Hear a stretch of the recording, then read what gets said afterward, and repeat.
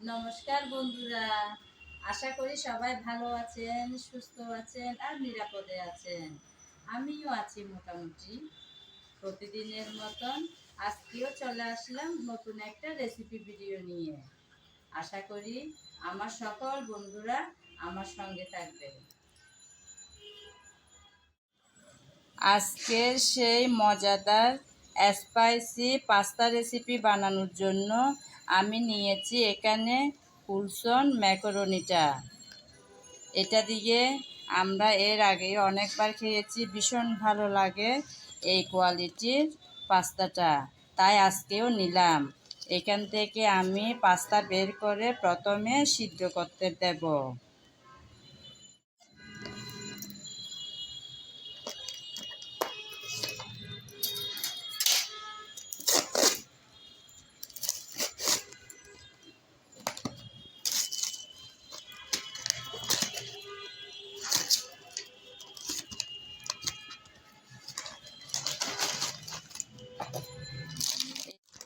এই যে বন্ধুরা, প্যাকেটের ভিতরে এই পাস্তা ছিল। এখানে 3 ধরনের পাস্তা, একটা হচ্ছে ফাইভের মতন, আরেকটা হচ্ছে শামুকের মতন, আর একটা হচ্ছে পেঁচানো। এই 3 ধরনের পাস্তা আমি একসাথে এখন সিদ্ধ করে তারপর রেসিপিতে চলে যাব। পাস্তা সিদ্ধ করার জন্য চুলায় আমি পানি দিয়েছিলাম। পানিতে এখন দিয়ে দিলাম পরিমাণ মতো লবণ। তারপর দিচ্ছি সামান্য পরিমাণ তেল। পানিতে ব্লক চলে আসছে। এখন আমি সেই ফুটানো পানিতে দিয়ে দেব পাস্তাগুলো। প্যাকেটের ভিতরে 2টা মশলা ছিল, এই মশলাগুলো এখন রেখে দিলাম।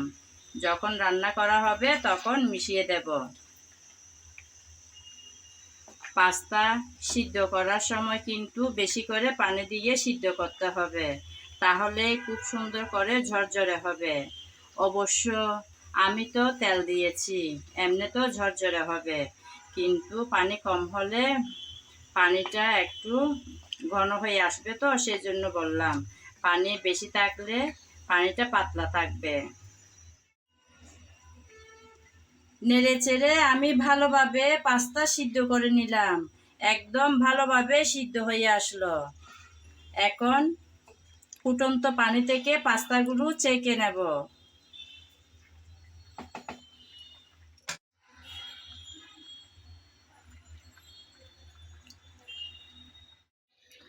পাস্তাগুলো খুব সুন্দর ঝরঝরে হয়েছে, কারণ আমি গরম পানির মধ্যে লবণের সাথে তেলও দিয়েছিলাম, সেজন্য। তেল দিয়ে সিদ্ধ করলে আর ঠান্ডা পানির মধ্যে কিন্তু চুবিয়ে রাখতে হয় না, এভাবেই রেসিপি করে নেওয়া যায়।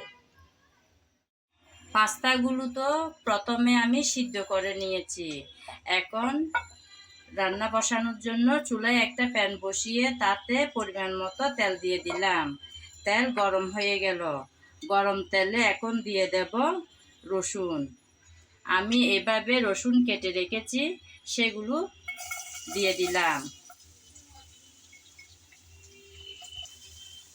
তারপর 1 বাটি পরিমাণ পেঁয়াজ কুচি করে রেখেছি, সেগুলোও দিয়ে দিলাম। এখন রসুন আর পেঁয়াজ নেড়ে চেড়ে হালকা করে ভেজে নেব।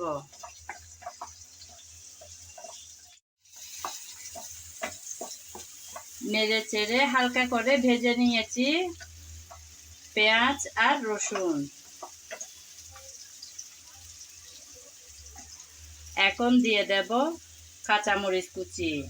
যেহেতু আজকেরটা বানাবো আমি স্পাইসি, তাই একটু বেশি পরিমাণ কাঁচামরিচ কুচি নিলাম। আপনারা আপনাদের পছন্দ অনুযায়ী, অর্থাৎ যে যেমন ঝাল খেতে পছন্দ করেন সেরকম ঝালটা দেবেন। মরিচটা দিয়ে আবারও একটু নেড়েচেড়ে মিশিয়ে নিলাম।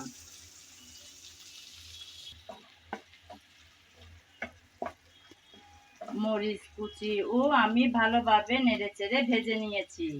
এখন দিয়ে দেব টমেটো কুচি। টমেটো কুচি দিয়ে দিলাম।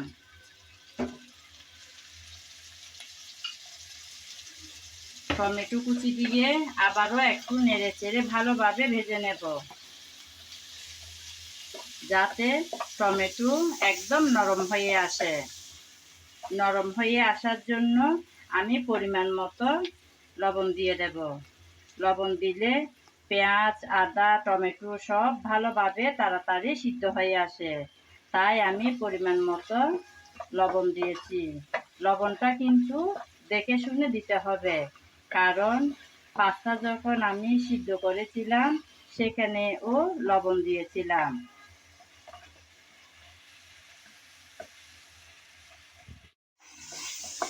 বেশ কিছুক্ষণ যাবৎ আমি নেড়েচেড়ে ভালোভাবে টমেটো কষিয়ে নিলাম।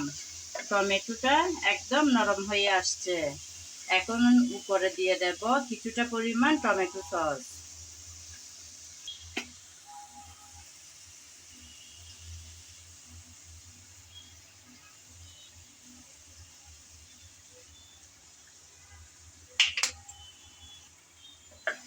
টমেটো সস দিয়ে আবারও নেড়েচেড়ে মিশিয়ে নেব।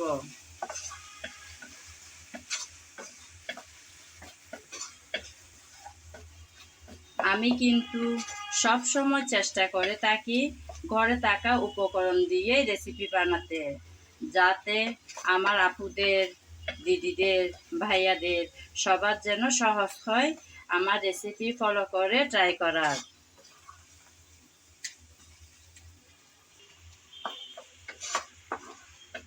টমেটো সস দিয়ে আবারও ভালোভাবে নেড়েচেড়ে আমি কষিয়ে নিয়েছি।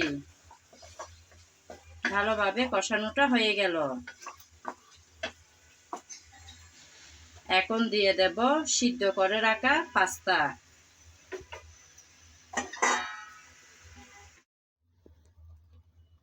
সিদ্ধ করে রাখা পাস্তা দিয়ে দিলাম। আজকের পাস্তার মধ্যে আমি এই সবজিগুলো দেব, অর্থাৎ আগে থেকে সিদ্ধ করে রাখা গাজর আর বরবটি।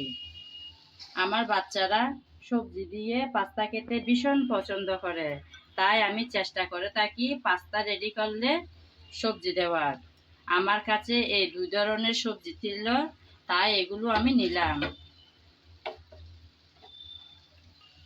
এই মজাদার স্পাইসি পাস্তা রেসিপি আরও মজাদার করার জন্য আমি এখানে ডিম আগে ভেজে রেখেছিলাম।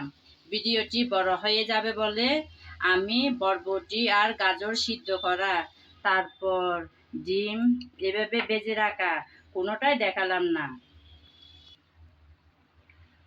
এখন দিয়ে দেব এই যে পাস্তার ভিতর থেকে পাওয়া দুইটা মশলা ছিল, সেই মশলাগুলো।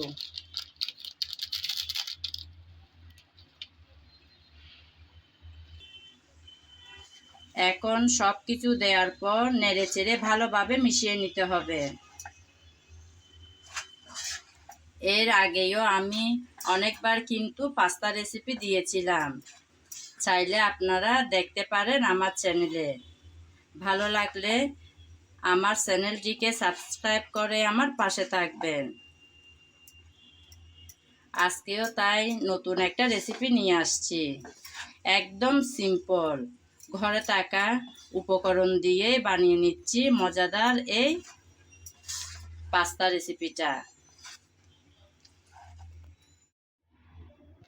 নেড়েচেড়ে ভালোভাবে কিন্তু মিশিয়ে নিতে হবে, যাতে সবখানে ভালোভাবে মশলা যায়।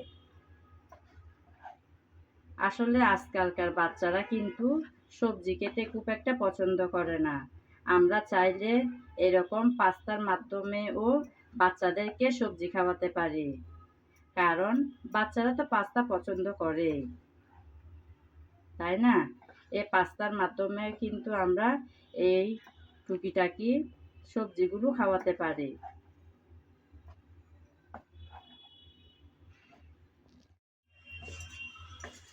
আমি তো আজকে ডিম দিয়ে এই পাস্তা রেসিপিটা বানালাম। আপনারা চাইলে চিকেন কিংবা চিংড়ি দিয়েও এই মজাদার পাস্তাটা বানাতে পারেন, ভীষণ ভালো হবে খেতে। নেড়েচেড়ে একদম রেডি করে নিয়েছি মজাদার আজকের স্পাইসি পাস্তা রেসিপি। আমার আজকের রেসিপি যদি আপনাদের ভালো লেগে থাকে অবশ্যই একবার হলেও ট্রাই করে দেখবেন। অনেক মজার কিন্তু। রান্না হয়ে যাওয়ার পর নিয়ে আসলাম ডাইনিংয়ে। এখন খাওয়ার পালা। অধীর আগ্রহে বসে আছে আমার বাচ্চারা খাবে বলে। আমার বাচ্চাদের ভীষণ প্রিয় সবজি দিয়ে পাস্তা রান্না করলে। আর যাই দিক না কেন সবজিটা দিতেই হয়। ভীষণ ভালো হয় কিন্তু সবজি দিয়ে পাস্তা এভাবে রান্না করলে।